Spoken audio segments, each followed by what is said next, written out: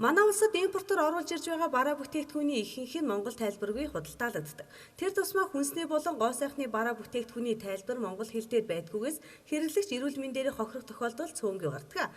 Хэрэглэгчийн эрхийг хамгаалах тухай хуульд бараа бүтээгдэхүүний тайлбар англи, орос, монгол хэлээр байна гэж заасан байдаг.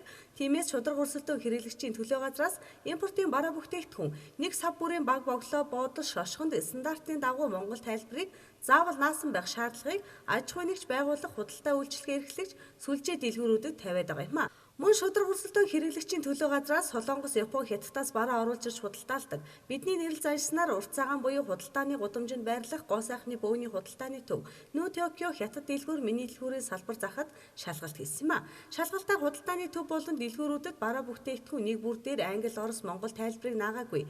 Хэрэглэгчдэд худалдагчаар дамжуулан бараа бүтээгдэхүүний орц найрлага, зориултын талаарх мэдээллийг өгч байсан зөрчил дутагдал илэрсэн юм а. Тэр дундаа Хятад дэлгүүрт худалдаалагдаж байгаа хүнсний бүтээгдэхүүнүүд бүгд хятад тайлбартай. Жинлэд зардаг бүтээгдэхүүнүүд нь ямар нэг шошгол тайлбар тавигдаагүйгээс худалдаалагдаж байсан юм. Бараа бүтээгдэхүүн дээр монгол тайлбарыг наагаагүйгээс үүдэн хэрэглэж орц түнх тааруулахгүй. Хадгалтын горимыг зөрчих зэргээр буруу хэрэглэж эрүүл мэнд гоо сайхнаараа хохирох эрсдэлтэйг шударга өрсөлдөөн хэрэглэгчийн төлөө газрын байцаагч нар хэлж байгаа юм а. Хүнсний аюулгүй хангах тухай хуулийн 12-ын 6 дугаар зүйл дээр импортоор оруулж ирсэн хүнсний бүтээгдэхүүн дээр Монгол, англи, орос гэсэн 3 хэлээр хаяг шошгийг бичиж тайлбар танилцуулга хийсэн байх ёстой гэж заасан байгаа юм. Тэгээ тэр танай дээр хэрэг бай. За ерөнхийдөө зарим бараа болохоор одоо ингээд бид нар өөрсдөө зарим цааш болж байгаа бараагаа санаас нь ингээд шаардлага цаанаа хөргүүлээд манай Монгол улсаас ийм шаардлага тавьдаг болсон гэдэг утгаараа ийм хаяг юм англи хэл дээр ийм тайлбар хийх болсон байгаа зарим бараа бүтээх. Зарим нэг ийм аюулгүй дан одоо энэ хэлтэй англи, орос хэл, монгол хэл байхгүй байгаа бараанууд дээр одоо тэр нэг яг юунда заасан нэг үнцэн юм 7 юутай гэдэг байгаа. Иймэрхүү хаяг шиг наалт хийж явж байгаа. Одоо хэрэглэгч одоо жишээлбэл энийг гэртээ авч очиод хоолныхаас савруу хийчихээ яваад байгаа. Өнөө гэр бүлийнх нь хүмүүс ашиглах боломж энэ дээр одоо ингээд гарахгүй шүү дээ, тийм ээ? Хятад хэлээр бичсэн.